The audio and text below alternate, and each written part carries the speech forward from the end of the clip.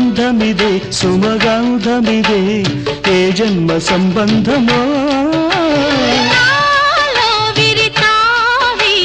వెదజల్లిపోయిందిలే జాబిలిగా వెన్నెలగా ఈ జంట కలిసింది కార్తీక పూర్ణిందు హాసాలలో పరిమళించు పున్నమిలో ప్రణయ వీణ పలికింది పరిమళించు పున్నమిలో ప్రణయ వీణ పలికింది